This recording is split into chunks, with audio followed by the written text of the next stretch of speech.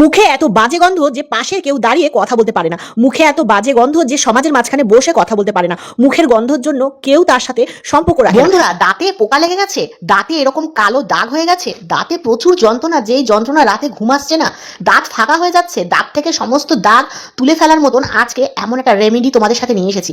আর ডাক্তারখানায় যাওয়ার কোনো দরকার নেই, ঘরে বসেই তোমরা দাঁতের সমস্ত প্রবলেম দূর করতে পারবে। বন্ধুরা, দাঁতের ব্যথা এমন একটা ব্যথা, তোমাদের যাদের দাঁতের ব্যথা আছে তারাই কিন্তু বুঝবে। রাত্রেবেলায় যদি দাঁতের ব্যথা ওঠে, ঘুম তো চলেই যায়, সাথে কিন্তু যন্ত্রণায় গায়ে ব্যথা, জ্বর চলে আসে। আর এই দাঁতের ব্যথা এত ভয়ঙ্কর ব্যথা বন্ধুরা, যাদের আছে তারাই কিন্তু জানে। দাঁতে পোকা লেগে গেলে বন্ধুরা, দাঁতে পোকা খেয়ে দাঁত উড়িয়ে দিচ্ছে, কিন্তু দাঁতে ব্যথায় ঘুম তো হচ্ছেই না, আর দাঁতে পোকা লাগার কারণে কোনো ভালো মন্দ খাবারও খেতে পারছেন না। এই যে দাঁত পোকায় খেয়ে পুরো দাঁত একদম কিন্তু শেষ করে দিচ্ছে, দাঁতে হলুদ দাগ পড়ে গেছে, দাঁতে একটা সাদা সাদা পুরো দাঁতে দাগ বসে গেছে, দাঁত এবড়ো খেবড়ো। আজকে কিন্তু ঘরোয়া উপায় তোমাদের সাথে শেয়ার করবো, যেটার দ্বারায় তোমরা ঘরে বসেই দাঁতের সমস্ত সমাধান করতে পারবে। মাত্র 3টে উপায় আজকে তোমাদের সাথে শেয়ার করবো।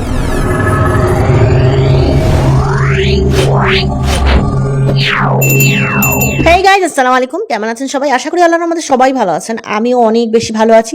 চলে এসেছে কিন্তু আজকে একটা খুব গুরুত্বপূর্ণ ভিডিও নিয়ে। হ্যাঁ বন্ধুরা, আজকে তোমাদের সাথে ঘরোয়া উপায় কিভাবে তোমরা দাঁতের সমস্ত প্রবলেম দূর করবে সেই টিপসটা তোমাদের বলবো। যেমন ধরো, দাঁত ব্যথা, দাঁতে পোকা, দাঁতে দাগ, দাঁতে গন্ধ বেরোচ্ছে, সমাজের সামনে মুখ খুলে কথা বলতে গেলে দাঁতে গন্ধ, সেই রকম ধরনের কিছু টিপস তোমাদের সাথে আজকে আমি শেয়ার করব, যেগুলো দিয়ে তোমাদের এই সমস্ত সমাধান তোমরা নিজেরাই করতে পারবে। একটা বাটিতে 1 চা চামচ মেথি রাত্রে ভিজিয়ে রাখো, আর সকালবেলায় এইটা কি করবে সেটা বলবো, কিন্তু ভিজিয়ে রাখবে রাত্রেই।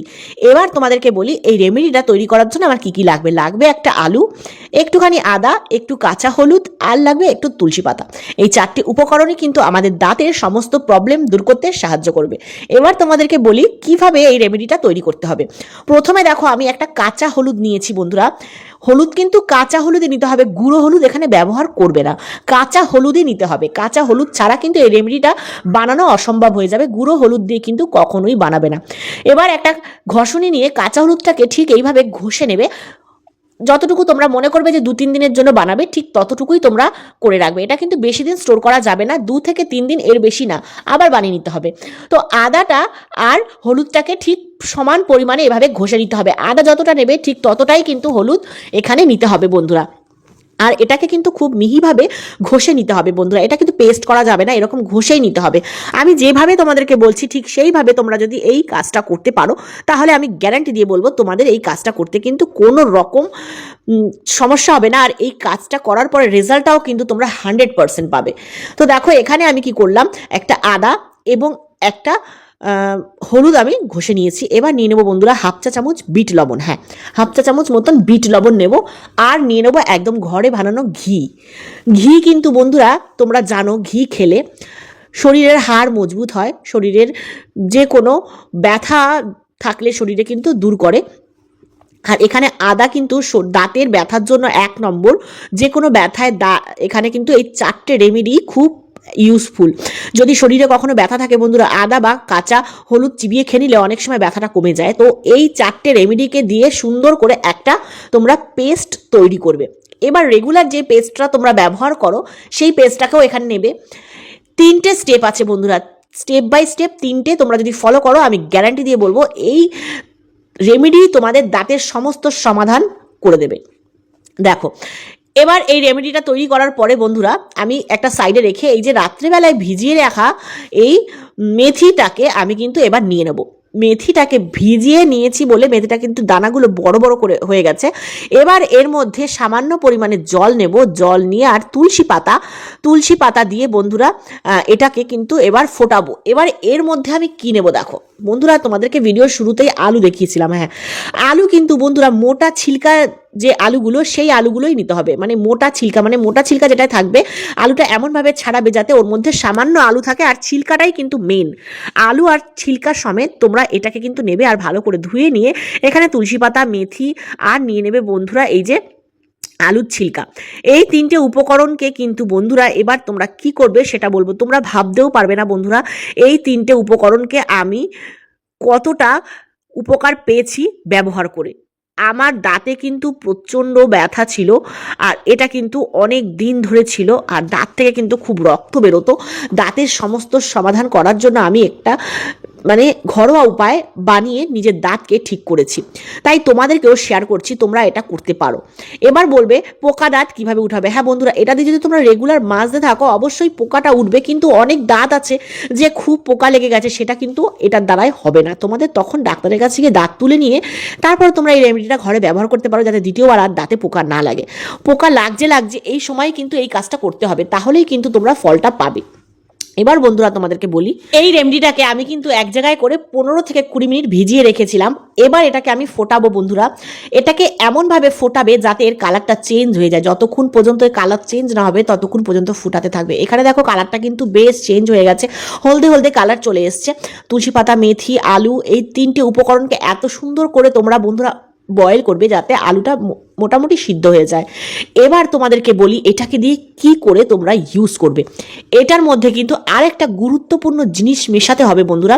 এটা যখন রেডি হয়ে যাবে তখন চা ছাঁকনি দিয়ে ভালো করে ছেঁকে নেবে। ছেঁকে নেওয়ার পর বন্ধুরা এটার মধ্যে 2 থেকে 3 চামচ আমরা মধু এখানে নেব। ছোট চামচ হলে 3 চামচ, আর বড় চামচ হলে 1.5 চামচ হলেই হয়ে যাবে।